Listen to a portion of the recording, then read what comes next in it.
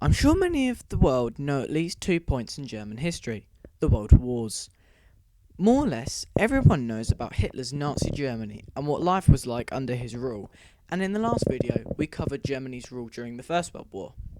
However, not many people know the point between these two significant events, and many people often forget it because of its lack of significance compared to the other points. Yet many historians argue that this point in history should be remembered due to the events that happened within it that affected the course of history forever. So, what actually happened during this forgotten age of German history to result in an era of Nazism that we all know? Hi, I'm That One Nerd, and welcome to this video. So, in the last video, we covered Germany before World War I, but what were the consequences of their actions? First of all, Germany was in a very poor state. The Allied naval blockades during the war led to a lack of food and supplies for the country. Many starved to death, and the people ran rampant round the streets, causing many riots. Germany was left in charge of the SDP leader Friedrich Ebert, who tried to improve people's lives by giving them better working conditions and freedom of speech. Ebert and the Weimar government signed the armistice with the Allies, withdrawing Germany from the war in 1918. However, this was very unpopular among the German people. Even though the war had ended and no more people would die, Germany's national pride and the morale of the people dramatically decreased. Many soldiers believed that they could still fight, and may have even won the war if the armistice was not signed. Even Adolf Hitler, who was recovering in hospital after being temporarily blinded by mustard gas during the war, was reported weeping and crying after hearing the news of Germany's defeat, and is one of the most famous out of 3 reported times that Hitler has been seen crying. But that's a subject for another video. So the first thing that the Weimar Republic did was extremely unpopular with its people, to the point where they were publicly criticised and dubbed the November Criminals by those who felt stabbed in the back by their new government. This is not looking good for them. One good thing that can be argued is the next job that the government did. The government wrote a new constitution of Germany. A constitution is a set of rules that a country is run by and sets out the fundamental principles of which a state is governed. For example, their new rules added everyone over 20, men and women, could vote for who they wanted to represent them in the Reichstag. The Chancellor would be the head of the Reichstag and would be voted in every 4 years. There would be a president who would choose the Chancellor and keep control of the upkeep of the army. The president would be elected every 7 years. Germany would use a voting system of proportional representation. This meant that the percentage of votes a political party gets is equal to the percentage of the seats in the Reichstag. For example, if the SDP gets 30% of votes, it would have an equal 30% of seats. The president wielded a new power called Article 48 that allowed, in the state of emergency, for the president alone to create laws without it going through the Reichstag. This was important towards Hitler's rise to power.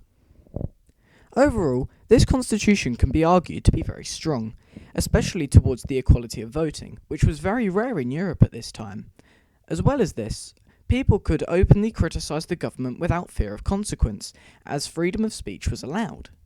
And finally, proportional representation allowed everyone that voted to be represented within Parliament. However, to create a government, a party would need a majority of the seats in the Reichstag. However, this seemed impossible due to the many different parties in the Reichstag as a result of proportional representation. This made it difficult for parties to agree on decisions, forcing many to coalesce or team up with other parties to achieve an overall majority. Not everyone was happy with the democratic Germany, preferring rule under the Kaiser compared to Weimar Germany under Ebert. This dislike eventually turned to violence and anguish, with the many putsches attempted on the control of the country. A putsch is a German word for a violent attempt to overthrow the government. The first of these putsches began on the 6th of January 1918, under the German Communist Party known as the Spartacists, inspired by the Bolshevik Revolution in Russia in 1917. The Spartacists led 100,000 workers who went on strike and demonstrated communist ideologies in the centre of Berlin.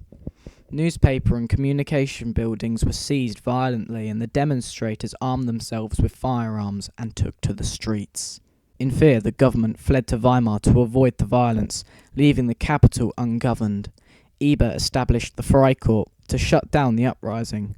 The Freikorps were made up of ex-World War I soldiers of right-wing views who hated communists, and were paid by the government to keep order over the city. Within a week, the Freikorps has stopped the rebellion due to their stronger military power and discipline compared to the lack of Spartacist planning. This emphasised the power of the Freikorps. Many communists have been killed, and the Spartacist leader Karl Liebknecht and Rosa Luxemburg were murdered, their deaths acting as a message to anyone who wished to revolt against the Weimar government again. The Weimar government was not in the clear for too long though. On the 28th of June 1919, Germany had to sign the Treaty of Versailles, the peace treaty signed in the Palace of Versailles, and the consequences that Germany had to undercome as a result of losing the war.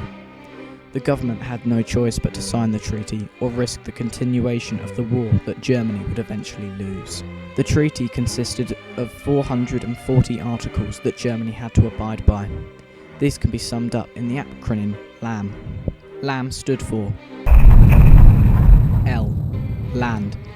Overall, Germany lost 13% of its territory, including 12.5% of the population. They lost all of their overseas territories, ending the age of the Second German Empire. Germany was forbidden to unite with neighbouring and longest allied country Austria. Germany had also lost large industrial areas such as the Saar, which came under French occupation. This meant that they had lost a way to produce income in Germany. Another important strip of land was the Danzig Corridor, or Polish Corridor, which split East Prussia, a heavily nationalist and militaristic province, away from mainland Germany. This angered a lot of people who grew up German and saw themselves as German, but were now under foreign control. The second point of the treaty, A. Army. The second main point of the treaty stated that Germany's national army was to be reduced to 100,000 men. They could not have any tanks, and the submarines and overall air force was abolished completely, forcing many out of their jobs and into poverty. The Rhineland, an area of Germany that borders France, was now under Allied occupation, demilitarised, which meant that no German soldier could set foot in there. M. Money.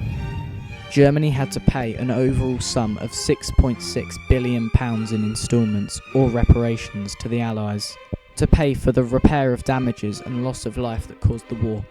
This may not sound like much in this day and age, but back then it was worth around an estimated £67.8 billion in today's money.